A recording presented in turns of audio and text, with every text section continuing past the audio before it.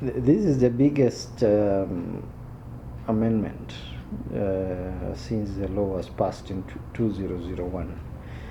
It really dealt with a number of issues.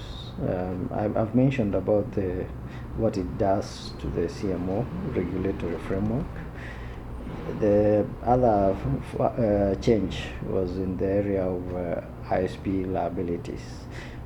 At the moment, we didn't. Before that, we did not have a framework to handle online infringements. So people were just getting angry and they were helpless. They could do nothing because the law didn't say anything. But before I proceed, let me just say, without the law, you cannot know where your rights are, the limits are, you know what the public rights are. So the law, for the purpose of intellectual property, the law to mean the act is really the bedrock. It's very, very, very critical to have it. With the law, of course, there will be the precedents that may come, the case law that may be developed based on the law.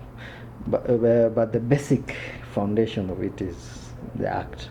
So we are now in a situation where we didn't have the law, and people tried to do internet blocking or access to those sites, and they were not able to do it. So there is now a takedown provision, notice and takedown provision, which any rights holder can apply.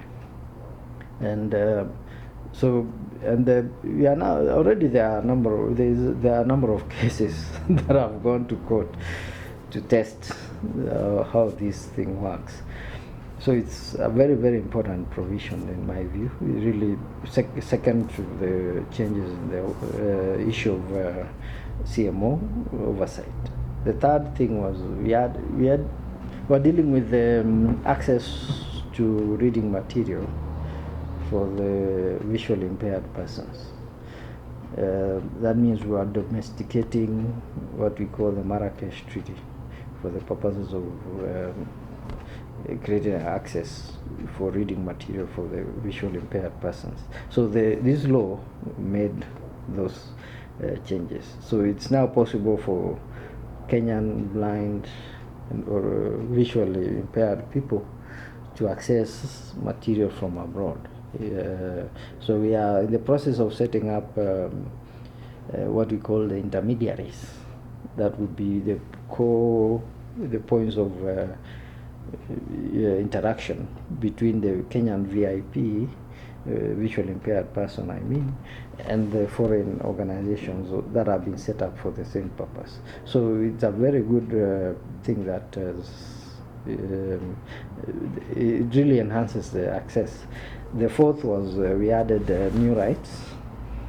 This is mainly in the area of visual arts. You note that visual arts have a very thin list of rights, and once the sale is made of an artistic work, there is no income thereafter. So we have created what we call resale right. If somebody buys a work of art, subsequently sells it for a higher price, then the artist is supposed to get a certain amount of money as a share from that resale of that artwork. So we expect that this will open an avenue for visual artists to form themselves into a CMO for the purposes of getting this money. The other change was in the area of registration. We made clear that what kind of registration would be offered here. All this time, it has been known that Kenya Copyright Board would have a voluntary registration process, but everything was in the regulations. So we developed a new section for the purposes of registration that would now be supported by any future regulations that we may have. The final change was in the area we created a new offenses to in relation to the online infringements. We also changed the framework for sentencing from a fixed rate to an objective criteria of price. So if you are found with 100 copies of our work, we just take the market price as we sentence you. So that objective criteria is very critical, because otherwise judges or lawyers look at a sentence that says not more than 100 to mean 0 to 100, and they can give and you may find that is a lot of work, value. So that value now we are changing the framework so that the judges have less discretion. But of course they will find a way around it, but at the moment I think we are on top.